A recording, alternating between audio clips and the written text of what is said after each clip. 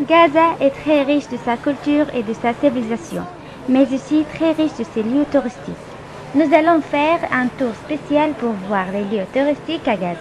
Vous allez passer une bonne journée avec moi.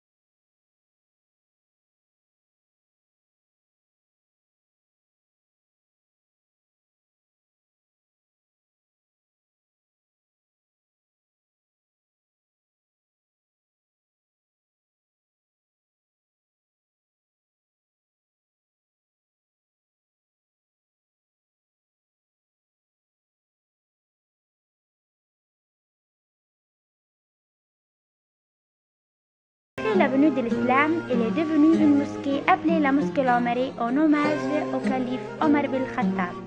Sa surface est à 4100 mètres carrés et celle de sa cour 1190 mètres carrés.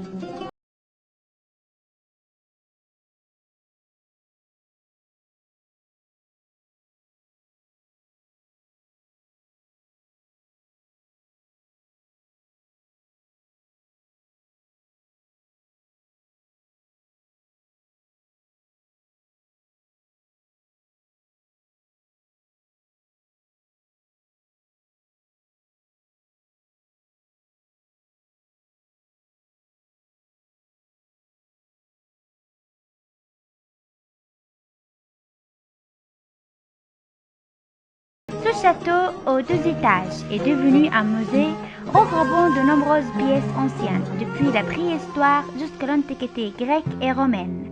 Dès que vous entrez le château, vous voyez le passé écrit sur ses murs et vous sentez son parfum.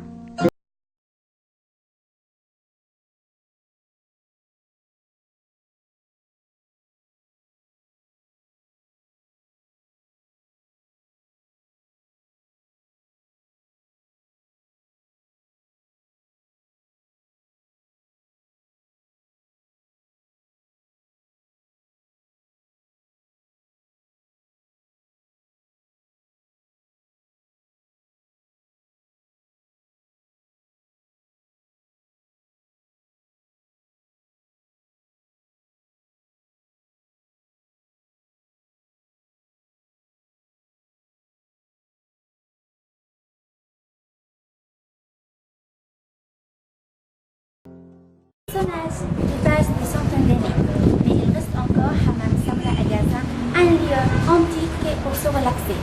Il constitue aussi l'un des lieux touristiques qui joue un rôle spécial et social dans la vie des Gazaouis. Il est considéré aussi un centre médical de le premier degré. Alors ici, on trouve pas mal de gens qui fréquentent ce lieu antique, pour plusieurs occasions et pour plusieurs raisons. D'abord pour se relaxer, se soigner, et aussi il ne faut pas oublier le moment où on fait au revoir aux élèves.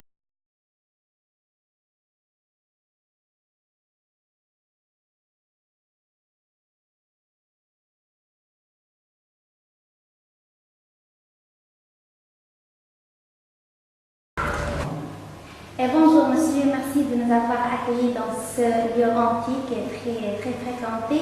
J'aimerais que vous nous en parliez de ce lieu en général. Vous êtes la bienvenue dans ce lieu historique, Hammam Samra, le seul hammam restant depuis l'ancienne époque, depuis nos ancêtres. Ce hammam a été restauré en 685 Hégire, en début de la période mamelouk, et grâce à son corps Abdallah al-Muayyadi.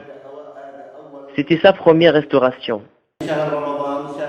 Et vu de mois de Ramadan, personne ne fréquente plus ce lieu. On profite alors de cette occasion pour le restaurer. En fait, Et grâce à l'aide de l'université islamique, on est arrivé à le restaurer. Et chaque année, j'essaie de le garder. Et je l'ai développé grâce à mon expérience et mon attachement à ce lieu antique. Je suis le directeur de ce lieu depuis plus de 45 ans. En ce qui concerne ce lieu, il se compose de 3 parties.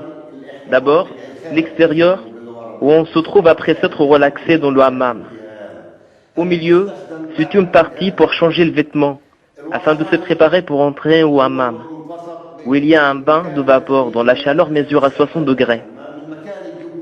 La terre sur laquelle on s'allonge est très chaude, ainsi que le bain et les chaises sur lesquelles on se repose.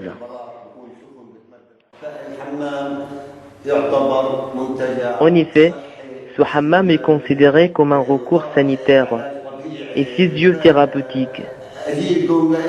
La particularité de ce hammam, il sert à vivifier la peau, la circulation du sang, il fortifie le corps, il aide à fondre les graisses dans le corps, il se débarrasse aussi de tous les poisons qui se trouvent dans le corps.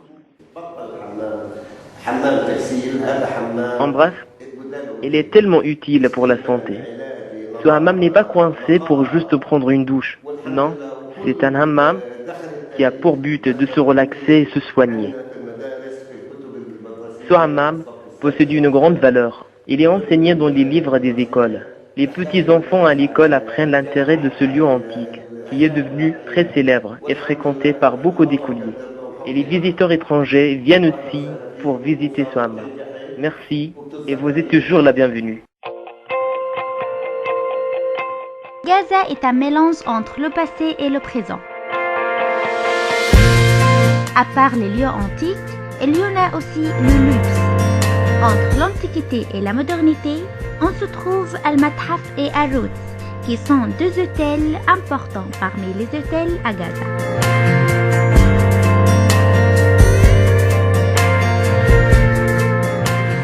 Et voilà, on est arrivé à la fin de notre jour, à la fin de visiter tous les lieux touristiques à Gaza. Gaza est une ville très riche de son architecture et de son antiquité. Vous avez vu pas mal de lieux à visiter. Alors, Gaza n'est pas juste lié au bombardement. Non, il y a aussi beaucoup de lieux à apprécier. Et bon, vous avez vu l'architecture de Gaza, l'antiquité de Gaza et la richesse de Gaza. Et voilà, j'espère que ce tour vous plaira. Merci. Bara Aboussa, étudiante de France.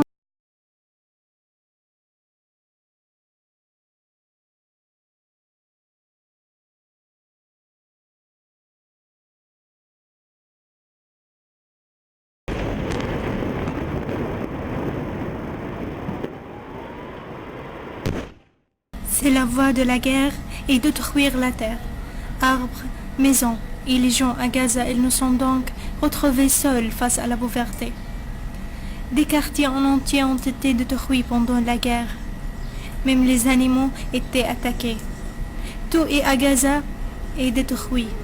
Mais il y a toujours l'espoir qui vit avec les fermiers chaque jour pour dépasser tous les obstacles et pour reconstruire Gaza.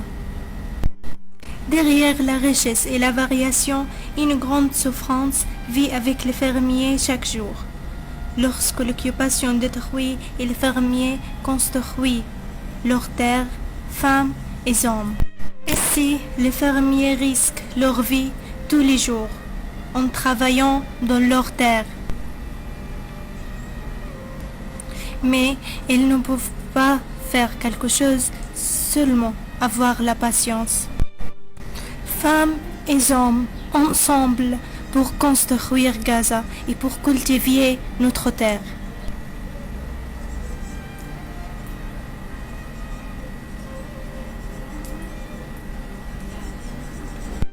L'agriculture a été traditionnellement l'un des points forts de l'économie à Gaza, mais aujourd'hui elle est devenue à peine faible à cause de blocus.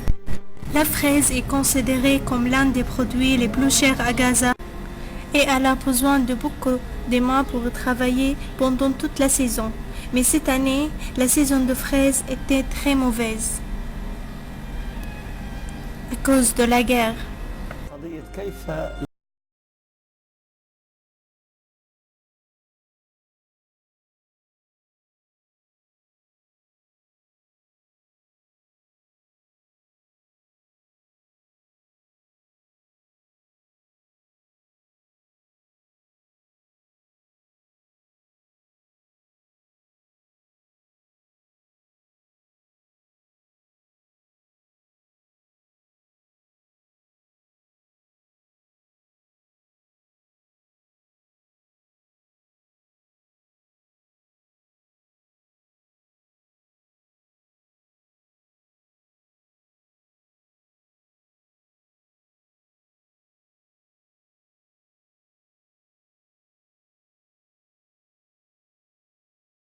Le fleur est très cher pour un dôme près de 2000 dollars et aujourd'hui le fermier à Gaza a commencé d'assumer tout le coût de la cultivation sans trouver aucune garantie pour l'exporter à l'extérieur, ce qui a poussé beaucoup de fermiers de renoncer à cultiver les fleurs.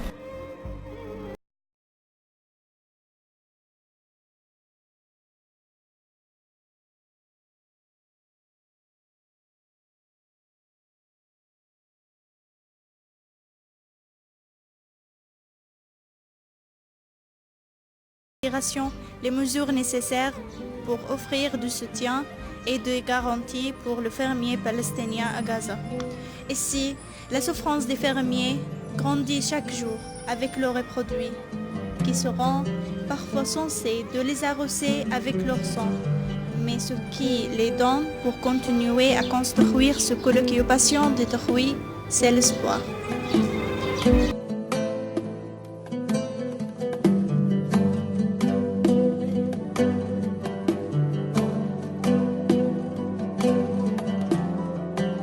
Au bord de cette mer et au-dessus ces plages violentes est écrite une anecdote, l'anecdote du citoyen palestinien, est en quête de son bambani dans les profondeurs de la douleur.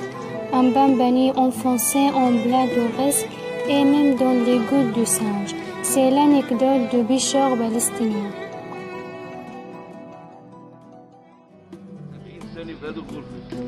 Je vivais dans cette chambre depuis longtemps avec mes enfants. Et j'ai des familles à nourrir. 120 personnes. Y compris femmes et enfants. J'ai perdu tout mon matériel et je suis devenu chômeur. Depuis lors, je suis sans emploi. Tous les jours, je me rends à la mer pour la méditation.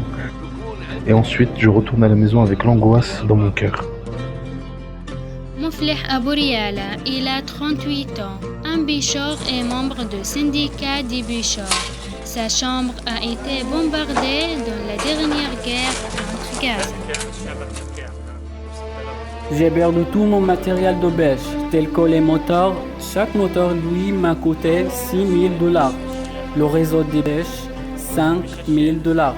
Et j'ai perdu ma cabane de pêcheurs, plein de matériel équivalent à 50 000 dollars.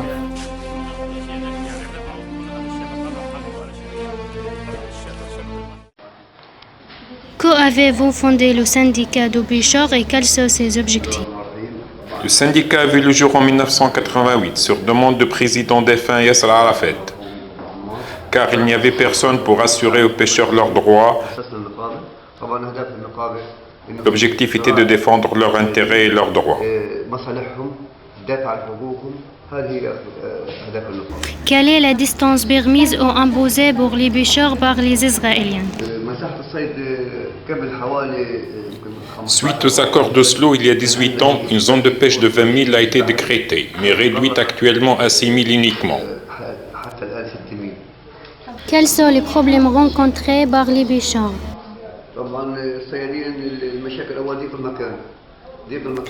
Le manque d'espace. 200 pêcheurs œuvrent dans la même zone et subissent toujours des tirs. En plus, les bateaux sont arraisonnés et séquestrés au port d'Ashdod pour 3 mois et plus. C'est l'économie de guerre. Quelles sont les grandes pertes du secteur de la pêche? La guerre a coûté plus de 5 millions de dollars de pertes en bateaux et filets de pêche. Avant, les pêcheurs prenaient presque 40 tonnes de poissons pour seulement 200 kilos actuellement.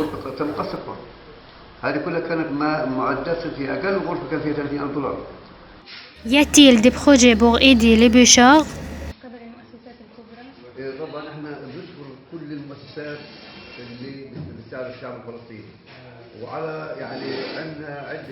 Je veux remercier tous les pays ainsi que les institutions qui ont aidé les pêcheurs, à l'instar du Qatar qui a versé 10 millions de dollars pour les pêcheurs, la fondation Almir Sekol et le Norrois qui participent aussi à créer des postes d'emploi pour les pêcheurs.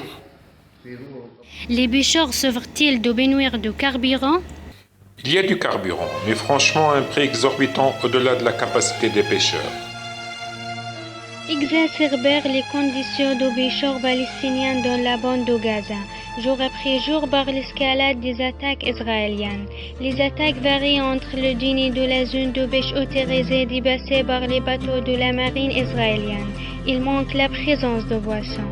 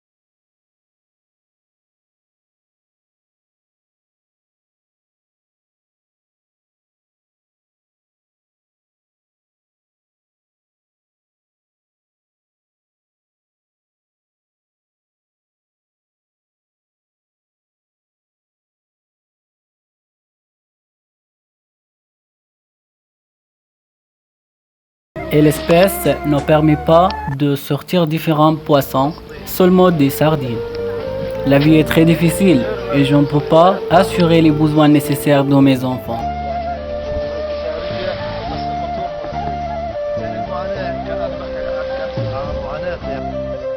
Tire sur les bateaux de pêche arrêtés à l'intérieur de la mer et se mit à une enquête dans les centres de destination israélienne. C'est devenu une chose presque normale dans chaque voyage de pêche. Qui entre sur la mer ne sait pas s'il va vivre ou mourir.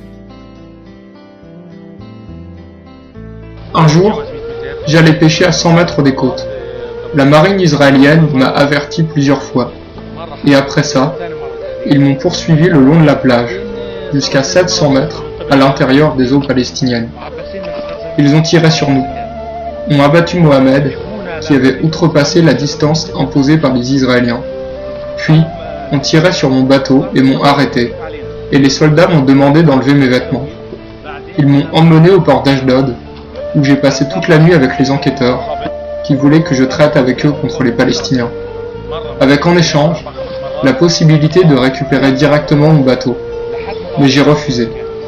J'ai été libéré, mais ils ont confisqué mon bateau. Les pêcheurs palestiniens souffrent à cause des violations israéliennes envers eux et de blocus de plus en plus étouffants. Et les combattent afin de partager avec eux un métier plongé dans le sud. Les pêcheurs gagnent à peine leur vie. Mais le pêcheur palestinien reste patient et acharné à combattre pour gagner sa vie. Asma El-Mashal, Gaza, Palestine.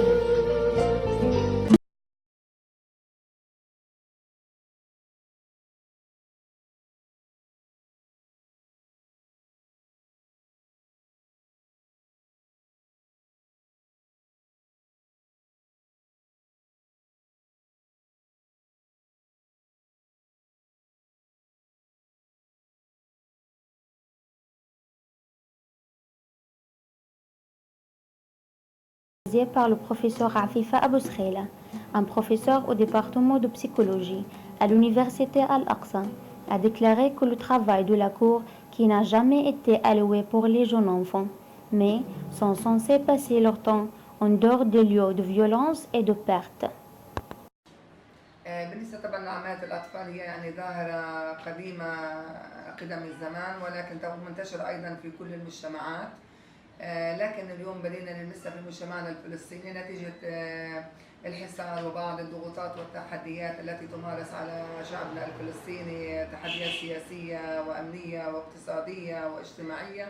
يعني هذه الظاهرة طبعا ألقت بظلالها السلبية على نفسية الطفل ونفسية الأسرة بشكل عام. طفل الشارع أكيد هو طبعا يعني طفل عاش في بيئة، هذه البيئة أقرب إلى إنها ما تكون بيئة سوية، بيئة مفككة فيها غياب لشعور هذا الطفل بنوع من العدالة، فيها حرمان، عدم قدرة هذه الأسرة على إشباع طبعا حاجات هذا الطفل الفسيولوجية أيضا والنفسية.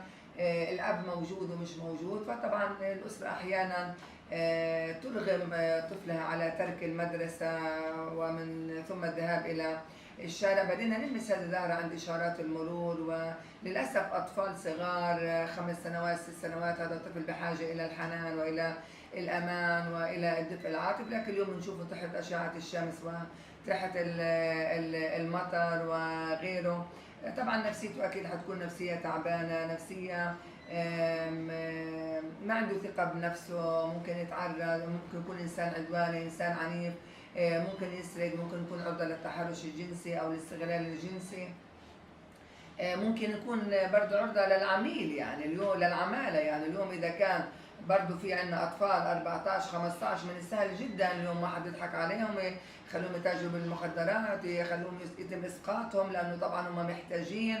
فهذا طبعا يعني هذا لابد من توجيه الانتباه لها، ولابد من التنسيق الفعال والمثمر بين الوزارات، بين وزارة الشؤون الاجتماعية وبين وزارة أيضا العمل، من أجل إيجاد يعني فرصة عمل لرب الأسرة. إذا كان هذا رب الأسرة قادر على أن يتحمل مسؤوليته بكل ما تعني هذه الكلمة، من أجل الحفاظ على هؤلاء الأطفال وبالتالي إرجاعهم إلى المدرسة أو وجودهم في مدرسة، لأنه في البعض منهم لم يدخل مدرسة. الجوانب النفسية والاجتماعية والجسمية أطفالنا بحاجة إن إذا إحنا فعلا كنا حريصين على بناء هذا الوطن.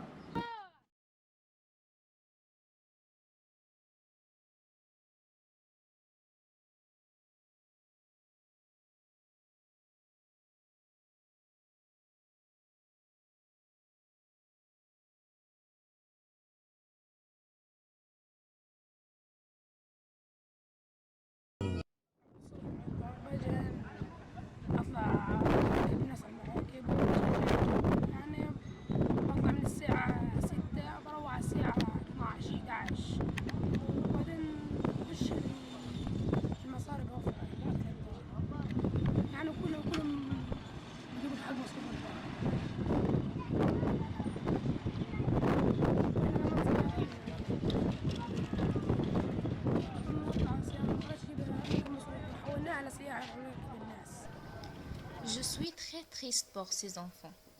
Je suis très contrariée par leur famille, parce qu'ils doivent travailler pour les rendre heureux, pas l'inverse. Ils rêvent encore d'études et de jeux.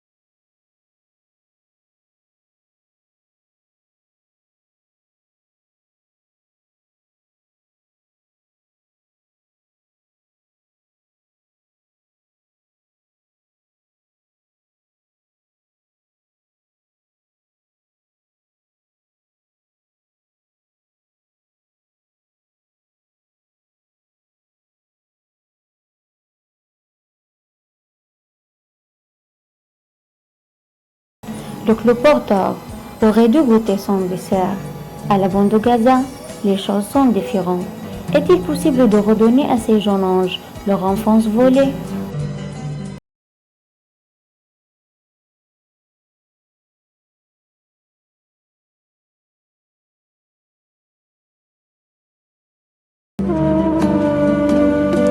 La douleur est insupportable. Imaginez alors le coût très cher des médicaments et le blocus symbolisé. Dès lors, le patient devient prisonnier de ces douleurs et de l'absence de ces médicaments. طبعا الاطفال بشكل عام زي ما انت شايف ما فيش شعر، المناعه واطيه، يعني معرضين انهم يعني يكتسبوا اي التهابات، والالتهابات بتكون بالعاده شديده في المرضى هذول لعدم وجود المناعه بتكون شبه منعدمه. Les causes de cette maladie sont multipliées dans la bande de Gaza. Il y a d'une part un cancer qui tourmente leur corps et d'autre part un blocus leur tient à la gorge. De plus, une pauvreté qui ruine leur poche. أسباب مرض السرطان لدينا كثيرة وما زالت يعتقد بأن هي مسببات، ولكن السبب الرسمي والجازم للسرطان ما زال غير مثبت رسميا. أول شيء التلوث الإشعاعي هو مهم جدا جدا، حيث وجد في العالم إنه المناطق التي تعرضت لتلوث إشعاعي كانت عرضة لازدياد في نسبة حالات السرطان وخاصة سرطان الدم، كما حصل ذلك في منطقة هيروشيما وناغازاكي بعد الحرب العالمية الثانية، حيث ازدادت في هذه المنطقة نسبة سرطان الدم بنسبة عالية جدا. وكذلك في العراق بعد الحرب التي مرت بها العراق في جنوب العراق وجدوا أنه هناك ازدياد مضطرد في حالات السرطان في المناطق التي تعرضت للإشعاعات التلوث الإشعاعي. وكذلك في المناطق القريبة من مراكز المفاعلات الذرية تعتبر يعني هي مناطق متلوثة. في فلسطين تعتبر مثلا منطقة الخليل وجنوب فلسطين منطقة بئر السبع الأكثر عرضة في الإصابة بأمراض السرطان على صعيد فلسطين وعلى صعيد منطقة الشرق الأوسط بقربها من مفاعل ديمونة. أيضا المسببات الأخرى تعتقد بأنها هي تلوث البيئي كمبيدات الحشرية، حيث يعتقد بأن المبيدات الحشرية إذا لم تستخدم بشكل سليم ولم تعطى بالشكل الآمن ولم يتابع فيها عنصر الأمان فهي مسرطنة. أيضا هناك التلوث البيئي كعوادم السيارات. أيضا هناك الفيروسات تعتبر بعض أنواع الفيروسات مثبت أنها مسبب للسرطان كمرض الإيدز. هناك أيضا سرطان بالكبد يأتي بعد إصابة بفيروس الكبد الوبائي. هناك أيضا مسببات أخرى يعني كثيرة ولا يمكن جزم فيها.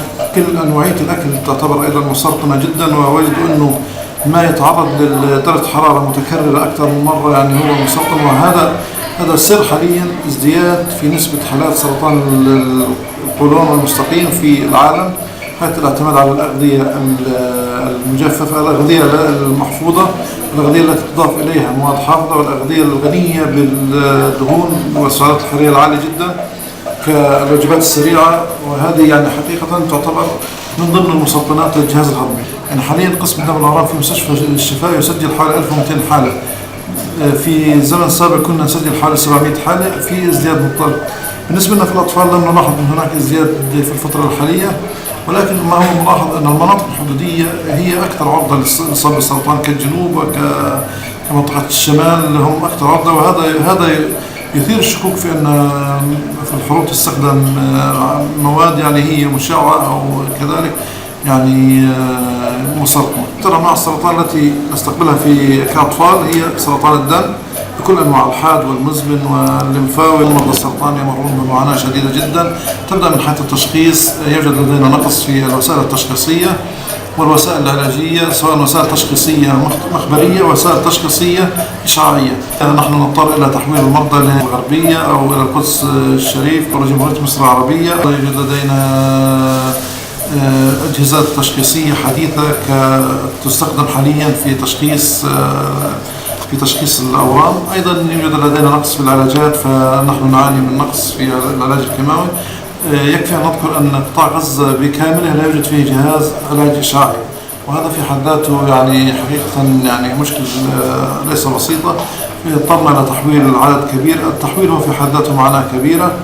التحويل في حد ذاته هو بعد الطفل عن أهله يعني بمرافق واحد أمه أو سته، وهذا شيء يعني ليس بالأمر البسيط. يعني حقيقة يعني التحويل هو معاناة تشتيت للأسرة ومعاناة نفسية إلى جانب المعاناة الاجتماعية والصحية والاقتصادية. محمد طفل هيك شايفاه حبوب تشخص من شهرين تقريبا سرطان في الدم، وتحول لمستشفى المطلع على أساس يتأكد التشخيص ونشوف تفاصيل التشخيص وياخد الجزء الأول من العلاج.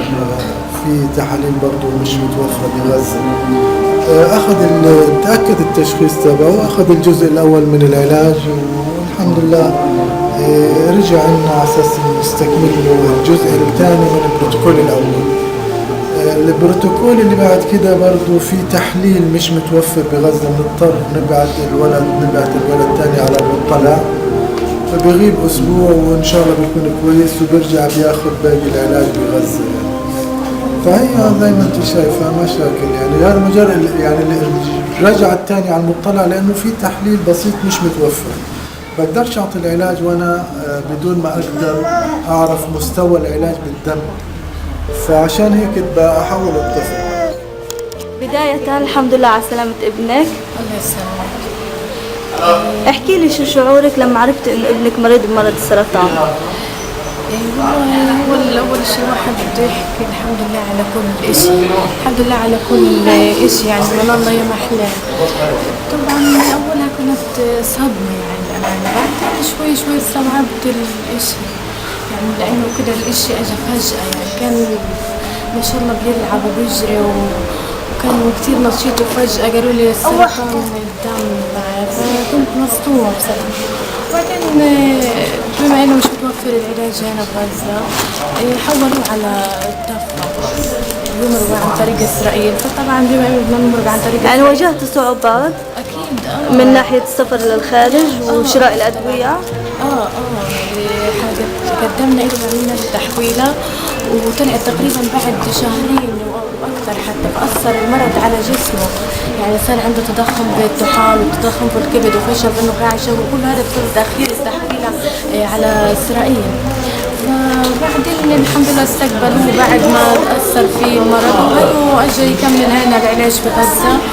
وبما إنه ما فيش برضه في بعد علاجات مش متوفرة بغزة بده يرجع تاني على إسرائيل، فأكيد حط إيدي على قلبي خايفة إنه كمان أتغلب الأولى ويتأثر وينتشر فيه المرض. لا إن شاء الله ربنا يشفيه.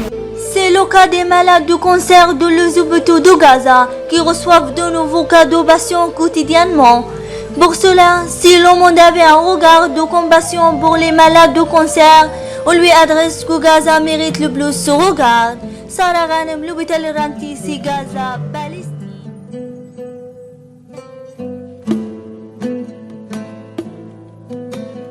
Je suis le loi et l'envoyeur et le travailleur et le technicien et le marchand et le fermier et l'étudiant.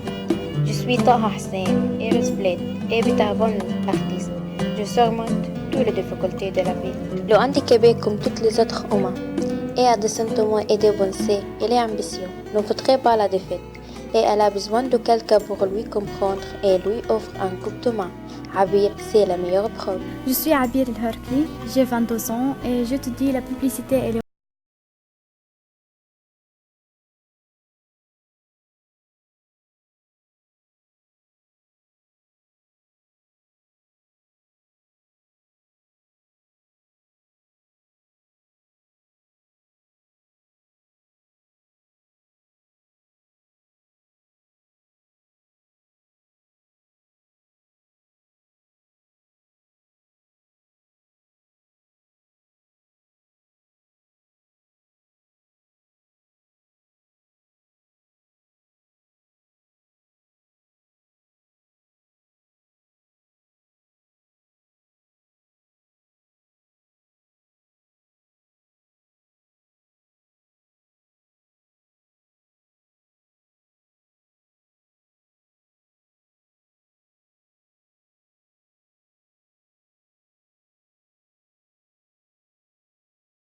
Nous avons fait beaucoup de performances à la hauteur de la réalité de la jeunesse palestinienne en général.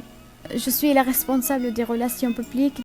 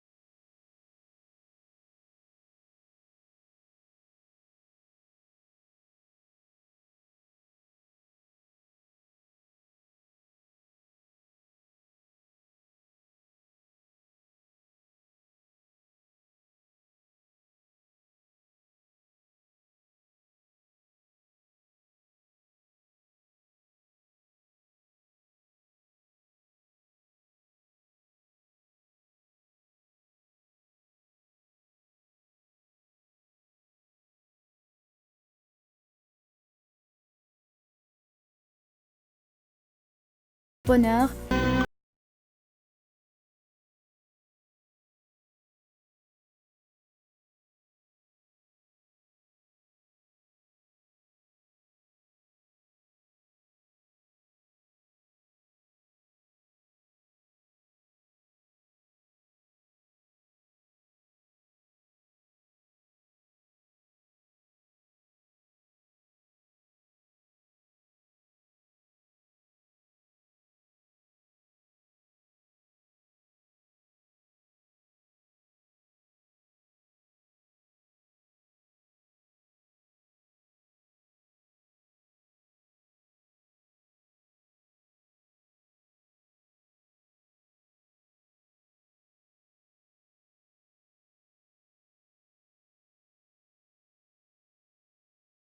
Elle a défié son handicap et sa vie personnelle est un bon exemple de sa volonté. Elle est sportive. Ce qui est attirant dans sa personnalité, qu'elle ne s'intéresse pas à la parole des autres, qu'elle n'est pas influencée par le regard. Je lui dis, tu dois continuer et oublier ce que les gens disent. Hazm El-Ashi, je suis un membre de l'équipe.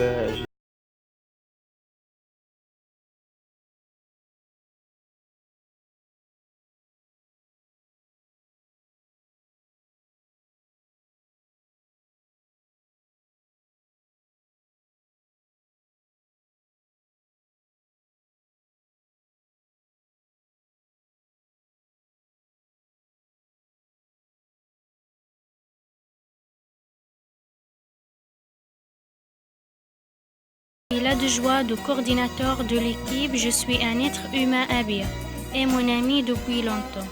Je la trouve une fille ambitieuse et persistante. Elle défie son handicap, l'immobilisant des autres concernant son handicap ne l'influence pas. Elle veut effacer le passé par un avenir brillant. Actuellement, elle est poète, écrivain et actrice. J'espère qu'elle atteindra son rêve. Je suis Asma El-Kabariti, je suis la coordinatrice des relations publiques de l'équipe. Je suis un être humain. Abir, mon amie, elle est aussi la coordinatrice des relations publiques avec moi. En même temps, elle est poète. En plus, elle crée des pièces de théâtre et elle joue très bien. Abir est parmi les gens qui ne montrent jamais leur handicap. En revanche, elle est trop forte et trop persévérante. Quoique la gravité du handicapé et l'absence de la foi restera le plus grave et le plus dangereux. En outre, il nous faut toujours se rappeler que la personne handicapée est une personne sur chose, car Allah lui offert son amour. Comme le prophète Mohammed, toute la salutation et la paix soit sur lui, a dit que Allah aime une personne et le prouve.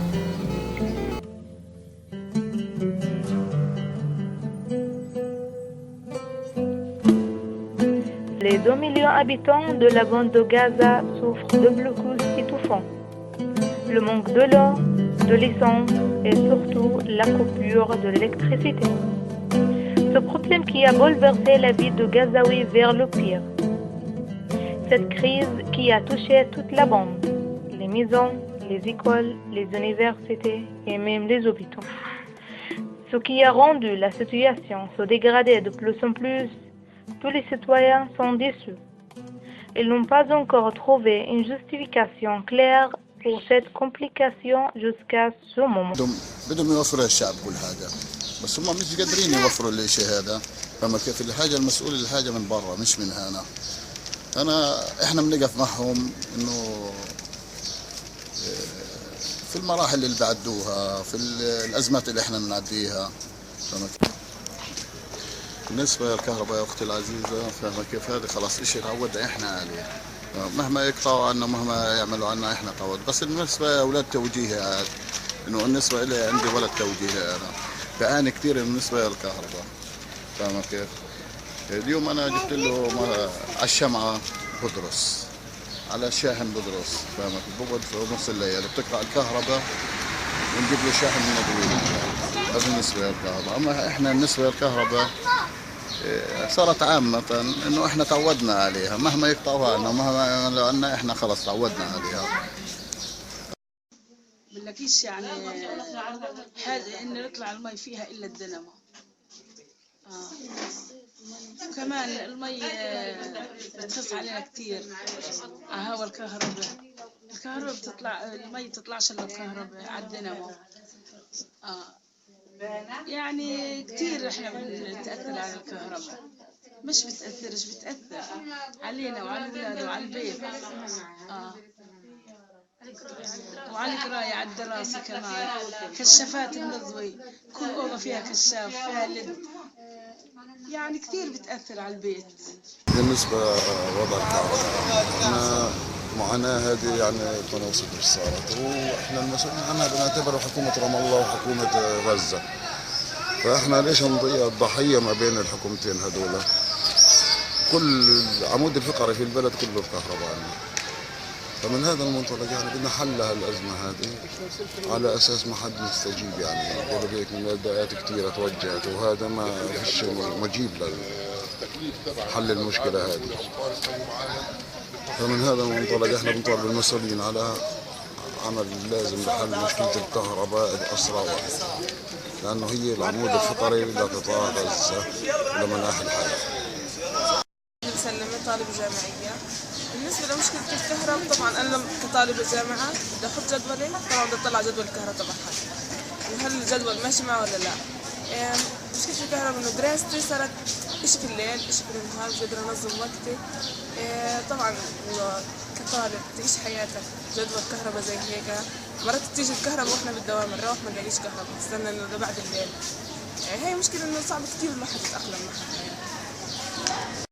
والله ما بعرف حاجة عن حاجة على الحكومة، أي حكومة فيها حاجة على الحكومتين هم ما اتفقوش، حاجة على الناس اللي برا اللي هم دعموناش، ما بعرف حاجة على مين، حاجة علينا احنا كشعب، مع إنه مش شايفة إن احنا مسؤولين، بس أيا كان المسؤول يا رب تلحق.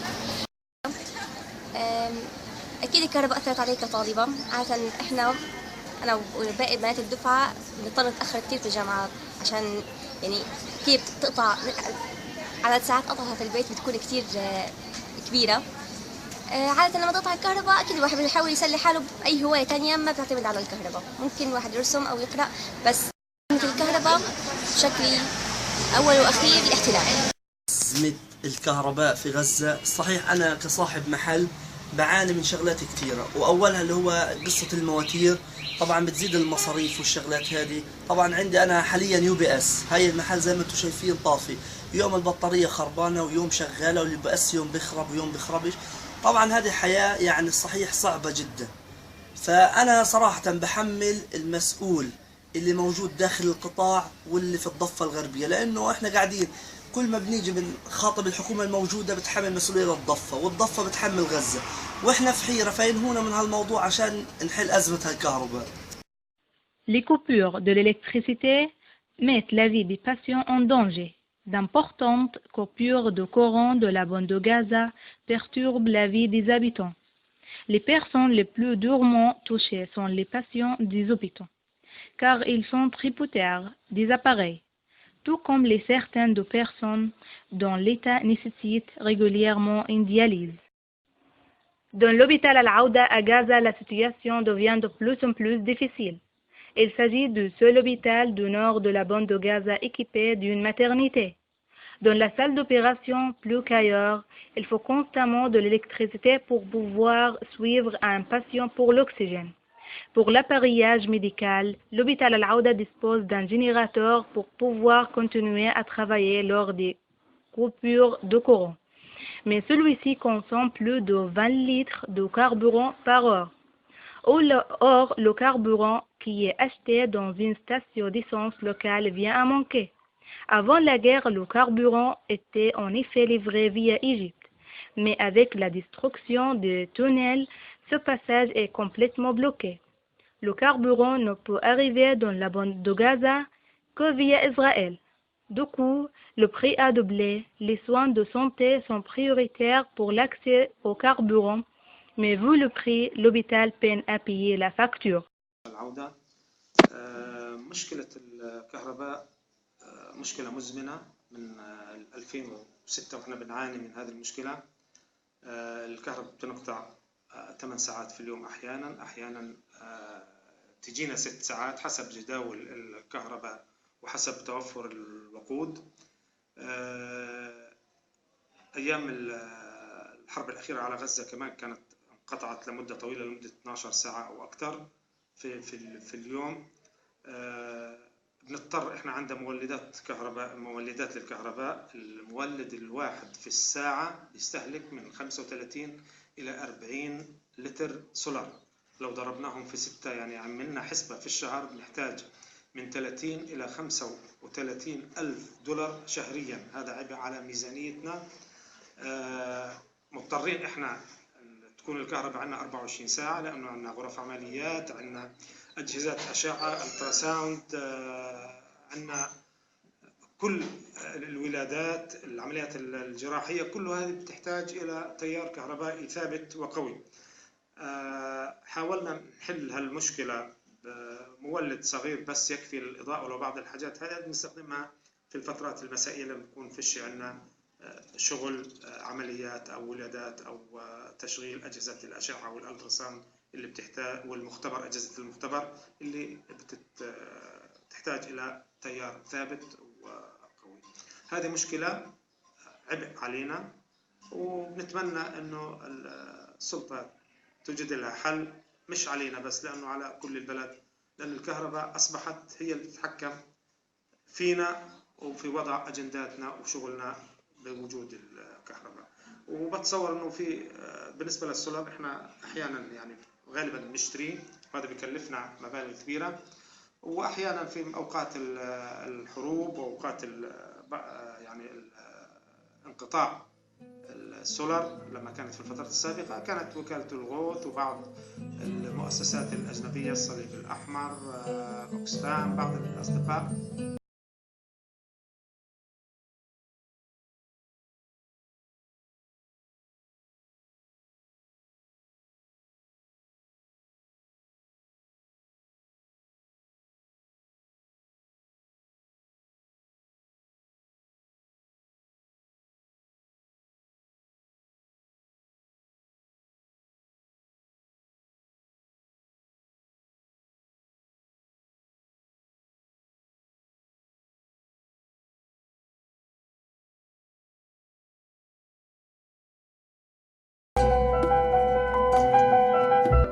Dans la vie, il est impossible d'être identique dans toutes les choses. Dans notre monde, il y a des pauvres, des riches, des malades et des bien portants. Il y a aussi des entendants qui parlent, qui écoutent, et les malentendants, ce sont les sourds et les muets.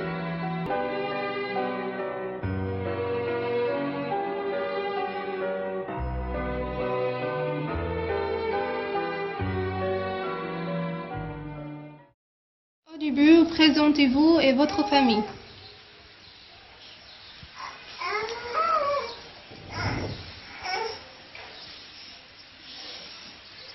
اسمه أمجد المدبور،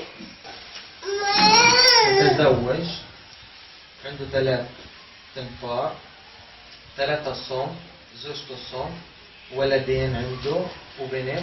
Est-ce qu'il travaille? طبعا هو عقل على عمل ما بيشتغلش. هو حاليا بيبحث عن شغل، انه حابب يعني يشتغل وهيك. طبعا مجتمعنا ما بيتقبل شغله عشان هو من فئة الصم، وعنده هواية حلوة برسم لوحات فنية. Alors, comment vous avez passé la dernière guerre?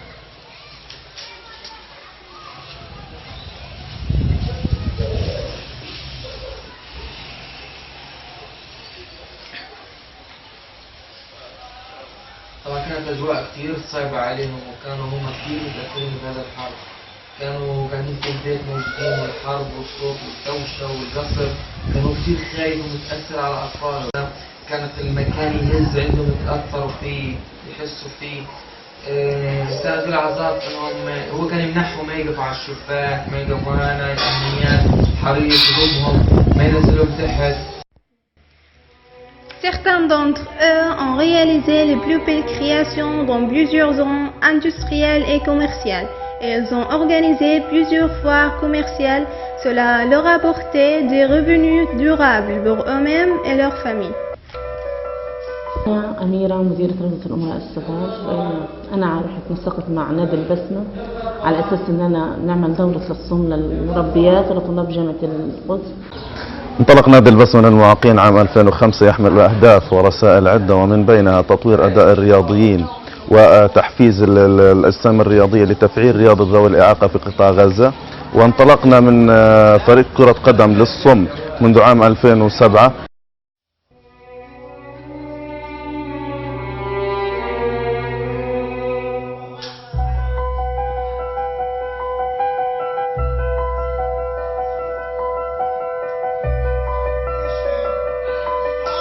علمت جزء بسيط من لغة الإشارة للتواصل مع الأشخاص الصم اللي ما بيقدروش، حاسة النطق صعبة يعني ما بيقدروش يحكوا فيها.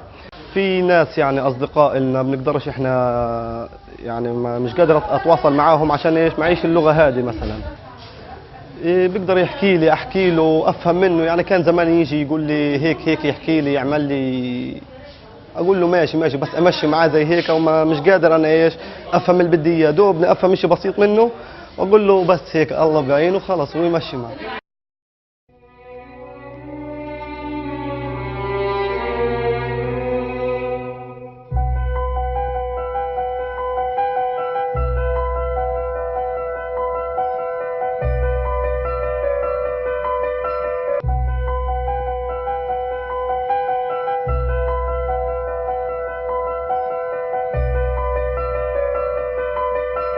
بتعلم لغة الإشارات لدعم فكرة دمج الصم في المجتمع.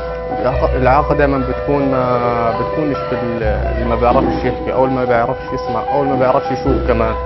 الإعاقة دائما بتكون في الفكر. À la fin de ce reportage, je veux dire que l'absence d'audition chez les sourds ne le prive d'aucune de leurs compétences et leurs talents. Notre Dieu leur a donné de nombreuses d'autres ressources et de sensibilités qui leur permettent de dépasser leur surdité. Et je vois qu'il doit aussi maîtriser ou bien perfectionner les gestes ou le système gestuel s'ils le font, pour sentir qu'ils sont comme nous, sans oublier que nous devons bien sûr respecter la situation.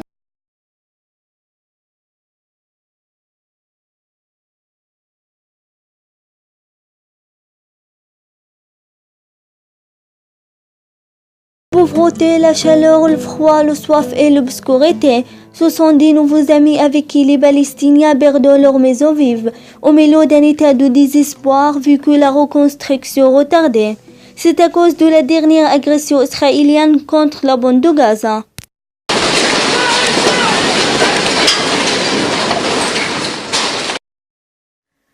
Des maisonnettes qui ne conviennent pas à vivre et des évêques viciés sous lesquels plusieurs personnes vivent sans être protégées ni de la chaleur d'été ni du froid d'hiver.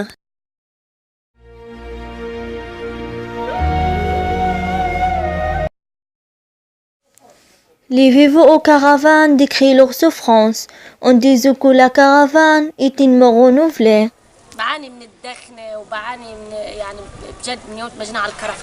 Dès qu'on a vécu aux caravanes, nous souffrons de la fumée lorsqu'on prépare les repas et nous souffrons même quand on mange. J'ai mal au rein et j'ai l'hypertension et le diabète.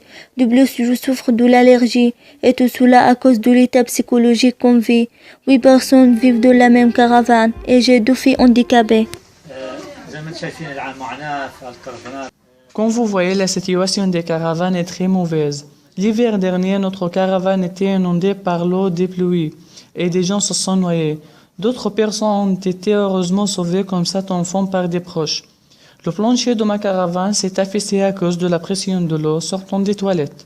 D'autre part, nous vivons une situation sanitaire très dure à cause des rats qui peuvent provoquer des épidémies.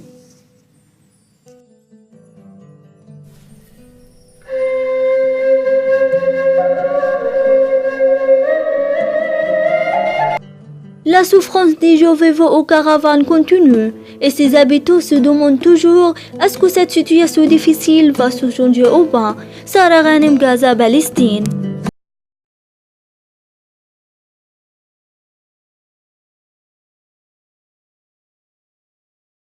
a été organisé dans la ville de Gaza par plusieurs associations locales et arabes a donné la possibilité à 400 citoyens de la bande de Gaza de célébrer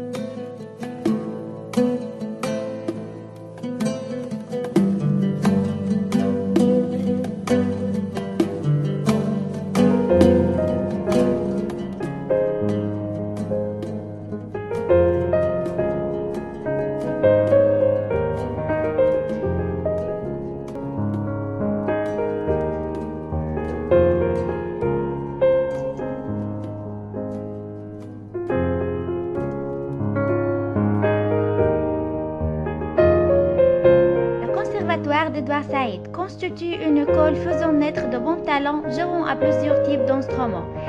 Cet conservatoire se ramifie en plusieurs branches. Vous la trouvez à Gaza, Jérusalem, à Bethléem, à Ramallah et à Nablus. Cet conservatoire accueille les enfants ayant l'âge de 7 à 10 ans et vise à les entraîner jusqu'à l'adolescence pour pouvoir diplômer des musiciens professionnels. On commence l'entraînement à 14 heures après avoir terminé l'école et on termine à 20 heures du soir. Ici, vous trouvez les enfants et les adolescents jouer aux instruments variés, selon leurs désirs et leurs tendances. Il y a des personnes qui jouent au piano et au violoncelle.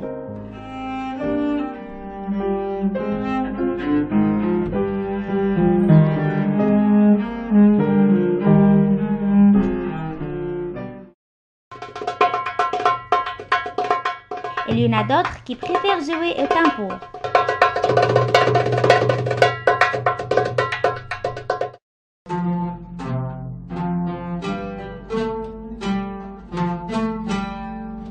Sans oublier bien sûr ceux qui sont bien passionnés de l'oud et de trompette.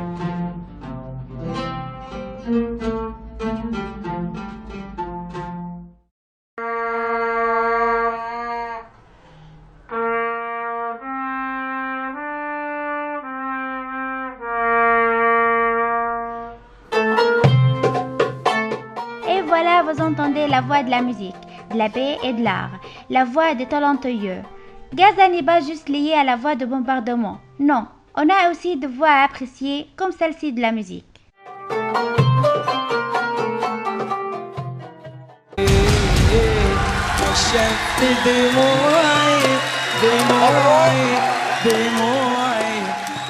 À Gaza, il y a pas mal de talents brillants. Et voilà le fruit de cet conservatoire qui a prouvé qu'avec la volonté, rien n'est impossible. Le groupe musicien Taht Sharqi ayant essayé 3 fois pour pouvoir dépasser le passage de Rafah afin de participer au programme intitulé Arab's Got Talent. Ce talent a prouvé que le peuple gazaoui possède beaucoup de volonté et aucune frontière n'arrivera jamais à empêcher la voie de la paix. Jour par jour, nous montrons au monde à quel point on résiste en présentant des musiciens, des chanteurs et des étudiants apprenant aussi